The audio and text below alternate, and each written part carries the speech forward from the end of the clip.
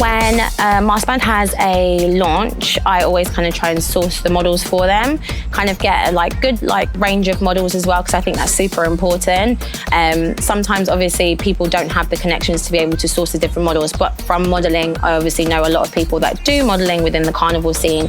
So it's really great to be able to provide that for this band as well. I danced a lot growing up, so being able to channel that into modeling helped a lot. And people always say, oh, you have this certain type of movement when you're modeling. I'm like, that's the dance. Otherwise, I don't know. I would have been clueless, because you learn to respect these carnival models a lot. Like, you're selling something. I've had a very good run at being a carnival model, I guess, because I've been on billboards and stuff like that all over, like Miami, Trinidad, Barbados, places I've never even been. And everyone's been sending me these pictures, and I'm like, it's me. Modeling is just so effortless. You just go on and it's just showtime. But saying that, I always get nervous every single time I go on. I don't know why. I think it's because I feel like I'm about to perform. But when I'm on the stage, I am the model that sings all the lyrics to the song that she comes out to. But yeah, I just love it. I don't even class myself as a carnival model. I know everyone wants to be like, come on. I don't. I just kind of model for my friends, and I've had loads of friends that have evolved as designers. I will stick my head on a fashion walk or a book or something, or travel and get inspiration from something else. Definitely draw, then I research, then I buy a few things, and I try and just play about with stuff, and then I go back to drawing, and then I just eventually just put it all together. When you're making a costume, you start with your base and you build, you build, you build. It's the same with masks, really. It's layers, especially doing the mask to match costumes. That's not always easy, because when people send me pictures, I then have to go out, I have to source the gems and sometimes the fabric. So it's quite a process doing those ones. They take a bit longer. Now, I feel like every year and throughout the year, I'm just learning new things. I work a lot with Carl Gabriel, and he shows me tricks of the trade and things like that.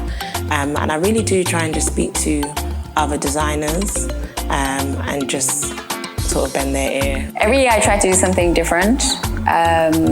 So one year, well, this year is a good example. This is our print, our design, our fabric. When we did Future last year with the butterflies, we did the same. It was our print, our fabric. It wasn't fabric that we purchased already printed. We made it.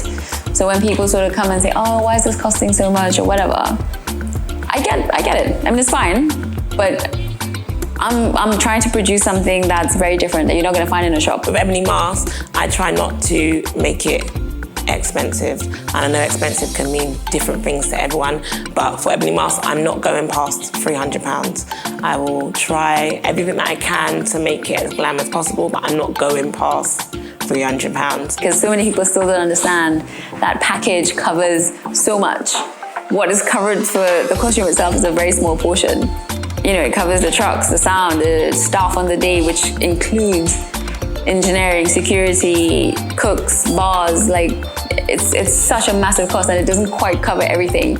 So costumes sort of takes the hit, and it's rare where you think, okay, this band is making loads of money. It's not. To put a band together is not an easy thing. You have to sort of have people who are strong with finance, operations, logistics, have teams to manage the road, security, food. What am I missing? I mean, there's different skill sets, photographers, even communications, what you're putting out for your band, your representation, all of it. It's a massive team that is actually, the work is dispersed amongst a small team. So there's many people doing multiple jobs and trying to balance that for free. That's the keyword. I also kind of make sure I coordinate like the music with the costumes and the whole vibe of how the coordination of choreography is going to go and how we're going to move and everything like that when we go out on stage. They have so many different other things to worry about on the launch. So being able to do that for them is like a really great kind of pressure off their shoulder. Yeah, I think the mask community in general, from my experience, I think it's quite good. I know everyone has their own ideas of it, but the generation now, I think they're very friendly and everyone's so creative and everyone just wants to sort of work together. I post naturally every day, every single day, 3 or 4 times a day, sometimes more, depending on if there is an actual carnival happening that time. Looking around on the gram, see what's going on, who's trending, what's trending.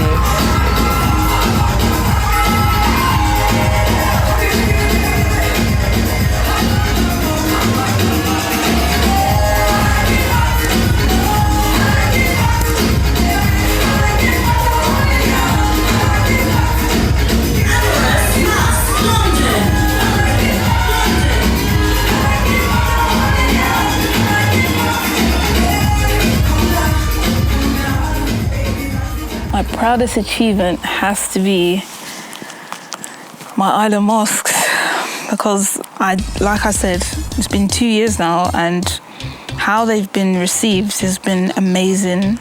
I have a lot of clientele. I have a lot of masqueraders that come to me every year, every carnival. Some people, they do a lot of carnivals, and it's overwhelming because of the trust that they have in me to produce something that, is like a one-off piece, Probably my first launch, because, it was the first time ever doing it. I was shook, but the whole experience was really exciting, and I did a diet for about a week, so the belly was flat.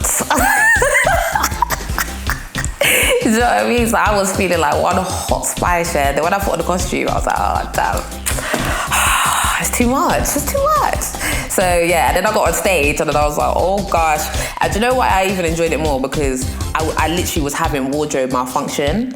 So my headpiece slipped off as I got up there. So I was like, oh, I'm in front of pure cameras and people. What am I going to do now? I'm going to really hold it down. Not trying to make it bait. So I think it was just that whole element of, it's my first time. It's slightly going wrong.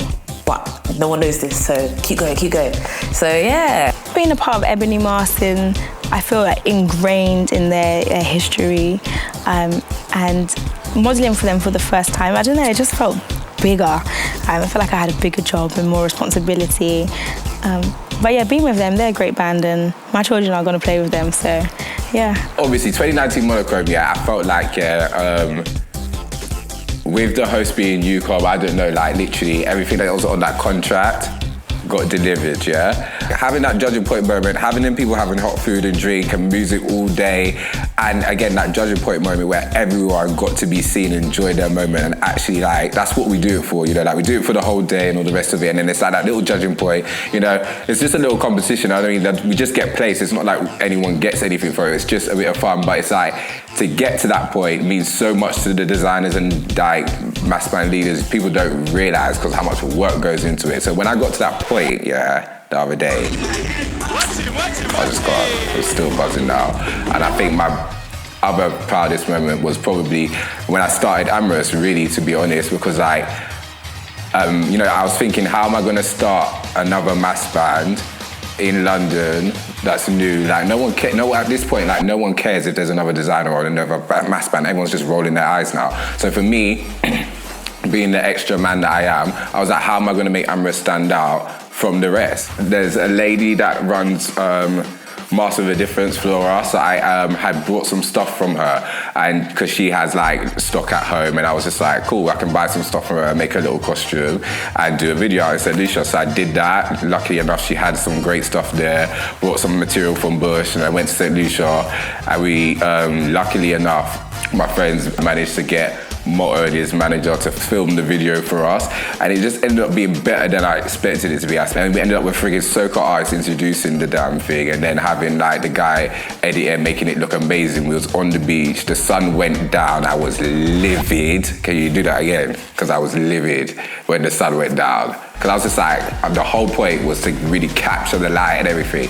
And then we did it at night time on a beach, and it was like the best thing that could have happened, because I mean the following year ended up being Midnight Passion anyway, so it was just a whole night rider for the longest. And when I dropped that on Tuesday after Carnival 2017, it was a wrap. People still want that costume now. It's just, I don't even know where it is. Yo, this is Moto from St. Lucia, you don't know. I'm tell the girl and bend down for say down and they got to everything. So right now I'm representing for AML, you don't know. Amherst Mass Limited, they have the biggest mass. You don't know nothing else Carnival gonna be mad. So check out them costumes coming in right now. Boom. All I wanted was my time on cue. Lay on a melody right next to you. Shoot to the stars on a midnight cruise. Stay at your love like a sunrise, yeah. Don't wanna say I want you bad, but girl, you got me saying that I want you bad. And I can't do without you. You know that I need you, can't leave you sativa. Girl, you got me flying without visa. Ooh, sativa. Mi amor, numero uno diva.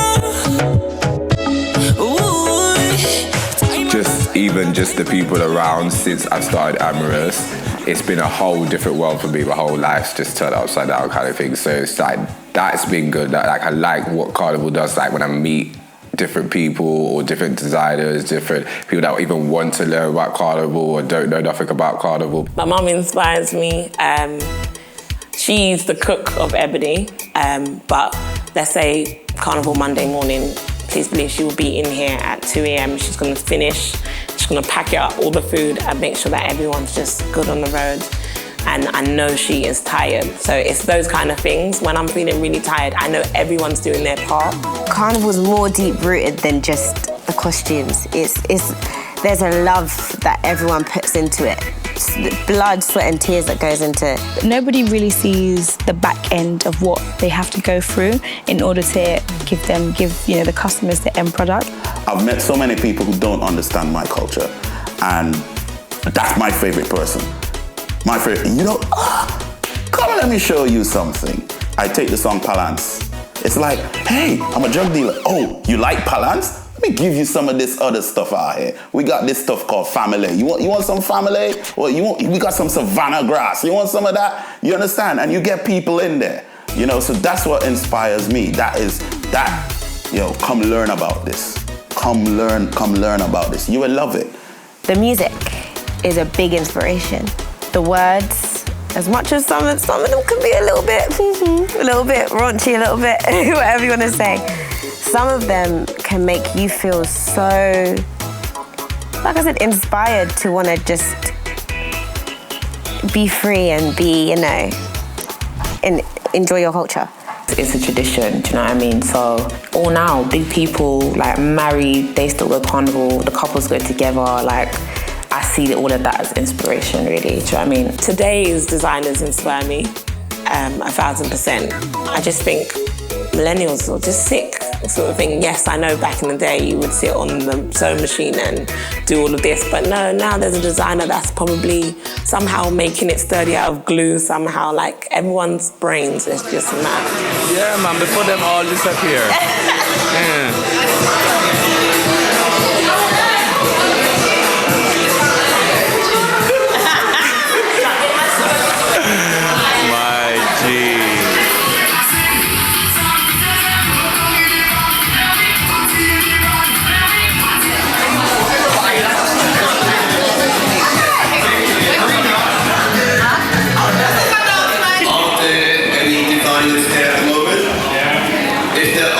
kind of here, you need to go backstage and have a quick interview. Ladies, Amaras, Ashanti, Bada, and Sahara to the stage, please. If you don't have any gents in here as well, and they do it year in and year out, and sometimes, you know, major things happen that can just deter you and make you think, nah, I'm not doing this again. But with SoCal, there's so much love there and so much heart. They continue to do it, and some people they're not nice with their comments and feedback, because honestly they just pay their money to. They're like, yeah, this is rubbish and this is that, and sometimes, you know, this is your baby. So yeah, I definitely say the designers. Even this year for Bacchanalia, what they created, I was like, wow, like, it's insane. It's absolutely insane. And that creativity level, like, I have people messaging me from like around the world being like, I need that, where can I get that? I can't come to London, but I will buy that and I will ship that. I mean, their work ethic is second to none. I have watched them over the past couple of weeks not sleep, like not take any breaks, like literally be full out. I don't limit myself to looking at, I don't look at what other people do. I try to look outside of the whole carnival scene, because there is a mindset where if you look at something long enough, you're going to start thinking like it, and what you'll see happen naturally is you'll try to replicate it in a different color or something like that, and I don't particularly like that. You know, this particular look of feathers and beads, and I try to move away from it as much as I can. I mean, we did an entire presentation without feathers once. To a point, people like it, but at the end of the day on the road, they actually want feathers. So we've now realized, okay, we have to do a balance whereas one costume, yeah, you can get away and say, that's the creative piece, that doesn't need to have feathers, that's what we're looking to do with that. But you do need to satisfy the masses sometimes and sort of produce a little bit more mainstream looks, because change is a gradual thing you need to introduce. I always go with band. I think I've been once roaming the street, which is like the worst experience ever. But go with the band, it's like your happiness and joy is contained, and you know, all these sort of bad press that you hear about, it doesn't even touch you, because you're in this SoCal bubble. What keeps me motivated has to be the end product.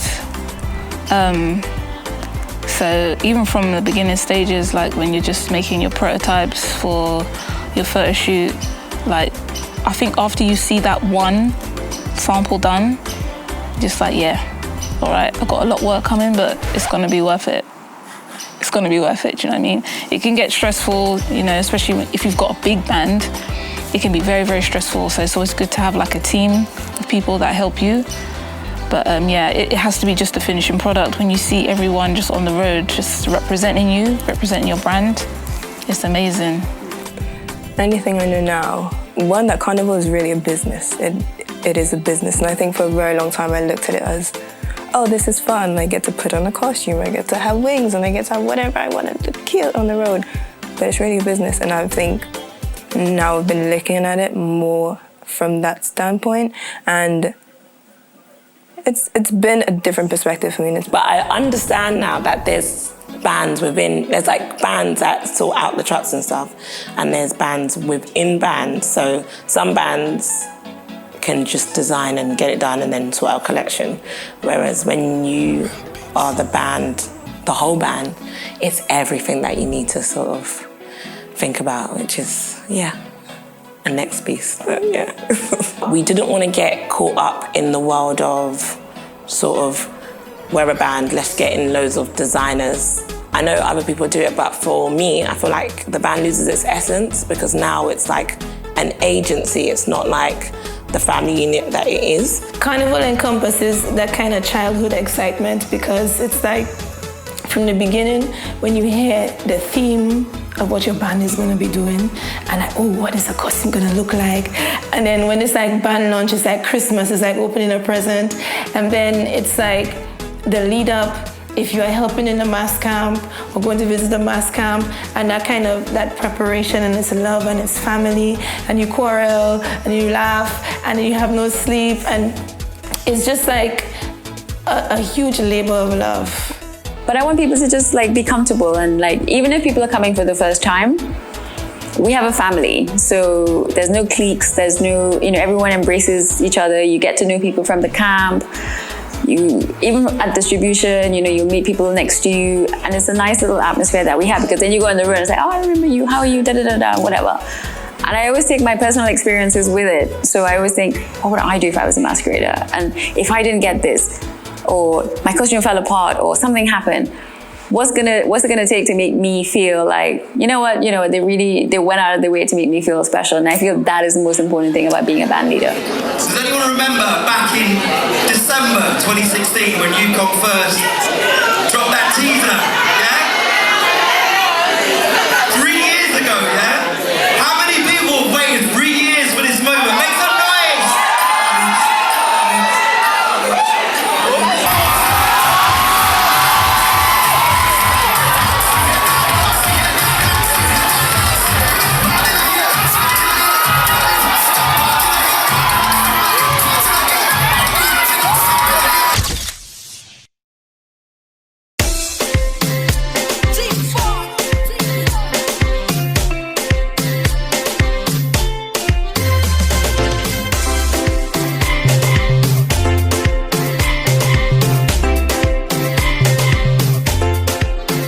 You literally have like a couple of months to kind of get everything together for like the most organized day of your life. I feel like even if I had to plan a wedding, I'd probably plan it like that in comparison. Like it's so much less stress because you have to cater to so many different people's needs, and you know how difficult that is. It's really, really difficult to cater to everyone's needs. So I would probably say the time frame is like the hardest thing, because you really have to make sure your time management is completely on point. It has to be a thing that you have planned down to the T to make sure that everything is executed properly. And we need to express ourselves. So it's very important that you say people don't recognize, the Caribbean. If you identify yourself as Caribbean, and he identified, I want to thank him for identifying us as musicians, because, we're not usually seen as musicians. Sometimes they think we calypsonians, we soca artists, we performers, we entertainers. On my passport, or my custom immigration form, when they say occupation, I put creator. I used to put entertainer at some point in time. I used to put musician sometimes, singer, but I like creator. And one of the most important things that I observe now is that you cannot separate creator from creation. One is in the other, embedded. So we all part of creation from the beginning. So sometimes when we say we don't know how important Caribbean people are, well, where does it start and where does it end?